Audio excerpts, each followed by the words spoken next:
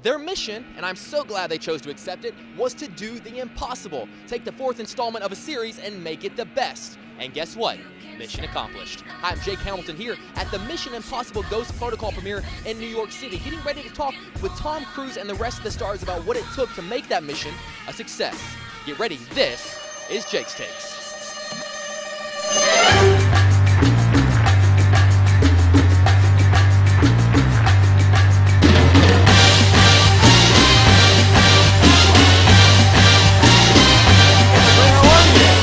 Last time we saw each other, we were racing through the streets of Spain. Let me ask you, the last time, you have had the incredible honor of playing Ethan Hunt 4 times. You've gotten to get to know him and flesh him out. What is a character you've played that you only had the chance to play him once, maybe because of story, that you just kind of wish you could play him again, maybe just to get to know him a little better?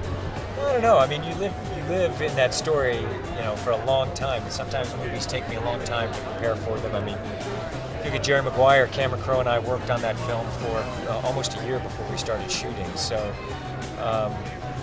I never really thought about it. Each time, it's a different story if I was to play another character. Right, absolutely. Well, you have a line in the film where you say you always take care of your friends. You always do, man. It's always an honor to talk with you. Thank you so much, man. Thank you. Thank you. Happy holidays. You too, man. To you.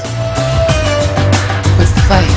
Hi, nice to see you. You look sharp, my love. Well, and you look beautiful as well. Oh, thank you. Now, speaking of you looking beautiful, you have these great, incredible action sequences where you kick butt all the time, but you look incredible while doing it. If I find myself in a fight, how can I ensure that I look as great as you do while kicking butt? Well, I thank you for saying that. You're don't very know. welcome. I didn't know how I looked. I appreciate the compliment. You're very...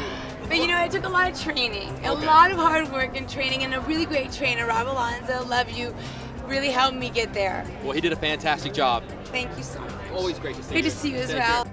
I love that you directed The Incredibles, and now you've directed Mission Impossible. What sort of lessons did you learn from that animation action, even though it's animated, that you ended up bringing to Mission Impossible?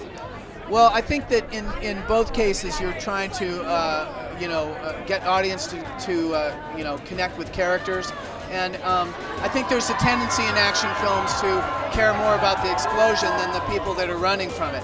And the thing is that only lasts for about 5 minutes. Being impressed by that. The best way to get people to worry about the explosion is to care about the characters, and I think that I try to do that whether it's animated or live action. Absolutely, you absolutely do. It's truly an honor. Now, you directed the 3rd one and you're producing this one. Yeah. What is that balance of you want this one to be good, but maybe not quite as good as yours? Do you still want yours to be the best? I can say with absolute pride and complete certainty that this Mission Impossible is by far the best one. By far. And Brad Bird just killed it. Did an amazing job. Absolutely. Super 8 is on my top 10 list, and it's an right absolute and it's an honor to talk with you. Awesome.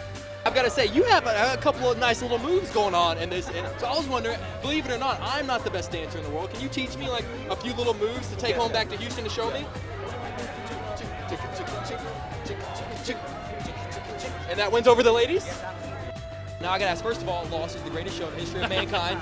Just so you know that, I have cried more to Moving On than I've cried to anything in my entire life. It's really incredible, isn't it, when you watch that show, how emotional it is. I literally watched the last 10 minutes of the finale the other day, so just to kind of like, I just needed a good cry, so I got that out. So I wanted to ask, as a composer, you compose these brilliant themes. What is the balance of wanting someone to recognize the music in the film, but then also not wanting it to stand out so much that it distracts from the scene? You know what, that's a really good question, and I honestly, that's a great question, and no one's ever asked me that before. No one's ever asked him that before. So, I don't even know the answer to that question, because all I can tell you is that, like, I don't really think about that. Like, for me, it's just about trying to be honest with the music. Right. And the music that I write is just an honest reflection of how I felt when I watch it. So, honestly, when I watch that last scene, the scene you just described, the one from Lost, I was really crying that, just that night watching the scene without music, because I felt there were so many things were going on inside of me. It was our last episode. We had done this for 6 years together. All my friends work on this show. We were all friends together, for a long time. I loved the show. I loved the characters. So there was a lot going on inside of me, and really the only way to get it out for me was just to write the music. Absolutely. And let it be what it was. And I can only do that and hope that it actually fits with whatever it's going against.